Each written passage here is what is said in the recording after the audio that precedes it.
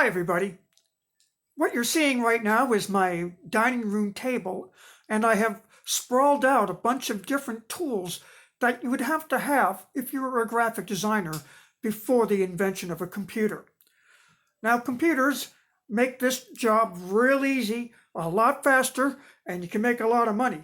But this is how it was back then. Here, let me just go over here and show you what I mean. So if you were doing any graphic design, first off, you would need to have some paper and a lot of paper. And that's one thing I have because I have a print shop. So I've got a lot of paper that I can use.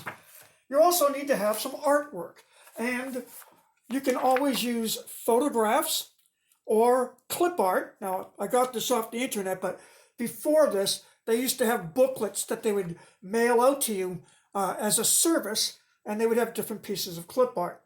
People would just give you their photograph and say, okay, I want you to go ahead and put this in my advertisement. And you'd have to go ahead and figure out how to do that as well. And how you did that was with a lot of use with rulers. You're going to need a really good hard metal ruler. You guys have seen these in my class. I use these all the time. I certainly have some bigger rulers as well for different sized projects. You'll also notice that I have a handful of cute little triangle tools. Triangles are also used for making lines. So you might make a line vertically with your ruler, or like so, but if you needed to, or horizontally rather, like so, but if you needed to make a vertical line, you would line it up like that, and then you'd that's how you would know you have the right angle.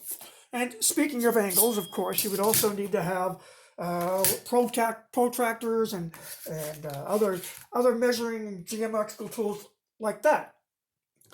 There are some other things that I pulled out is Formaline. Now this is very interesting. The Formaline were these little wheels of little tape spools. Here, I have one that's opened right here. So here's a little spool of tape, and what it does is it makes lines. So I could take my paper and using my tape and a straight edge, I would make my line. Now I'm doing this pretty badly, but this is the idea. And if I had all my tools out, but I do. But you see, this is how they do that, and they come in different lengths, different thicknesses. This one was 6 point. This one here is 6 point. This one here is 6 point as well.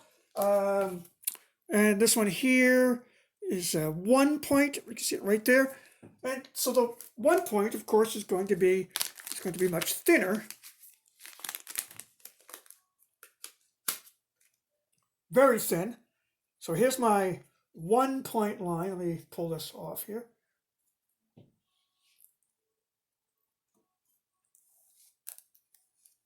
And again, so that's how you would make lines. Now, again, I would use a straight edge when I'm doing this, straight edge or ruler or something to do this properly. And of course, you're not only using tape. Oh, look at this! I've got all types of thickness. See, I got big, thick bars. I've even got a bunch of thin ones, and this one here.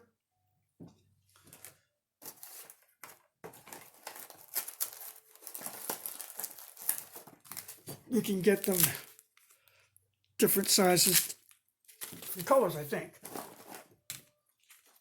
So, of course, along with that, you're also going to need to be able to do some drawing. So you're going to need some good color pencils and maybe some colored markers. I like to use, I have these tech pens that make different thicknesses of line, different thicknesses that match these lines that you've been seeing. I also quite often just use Sharpie. Sharpies are my favorite tool. So I always have a handful of thick ones, thin ones, ultra thin.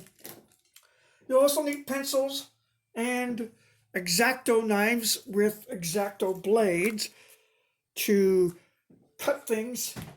And not to mention, you might need tracing paper. And so, if you take a look at all this stuff on my table, oh, I forgot, here's another tool.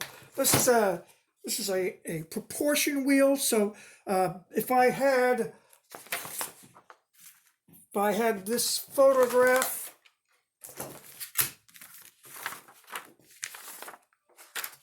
better get the photograph.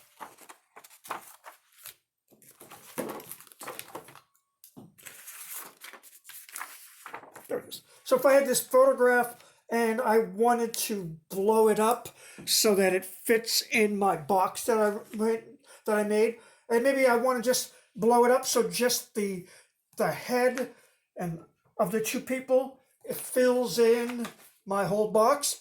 Well, I could use my proportion wheel by simply measuring the size of my picture. For instance, this area here of their heads is about 2.5 inches. And if I wanted to blow that up to about 5 inches, well, I would look for 2.5 inches on here on my proportion wheel. And I think it's backwards for you guys. So here's my original size right here. 2.5 right there. And the size that I want to put it in was 5.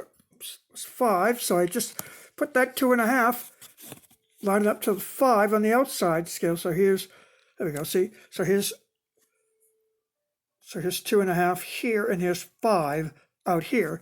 And it tells me I have to blow it up 200%. And so that's how that sort of thing works. So that's how they would get, then I would send this to our photographer, and the photographer would blow it up to the exact size, because I'm not a photographer. So the photographer would have to know how to do that. I would have to tell him, you need to blow this picture up 200% to fit properly in the box. So that would take a couple of days to get it back. So there's a lot of work involved in this. So that's all the stuff that you would have to have. And I did a quick thing on the internet and found that if I had to buy all of this stuff, and some of it you can't buy, for instance, the tape, stuff like that, you can't buy that stuff. So you'd have to, use your computer. So that's all that stuff. Like I said, I went online, I found out it was over $50 or $60 for the pens and the tracing paper and all that stuff. And that didn't include the rulers or the triangles or the proportion wheel or anything, or those other tools. So that's that. Oh, and so yeah, that's that. So anyway, thank you for listening. I'm going to go ahead and end this now.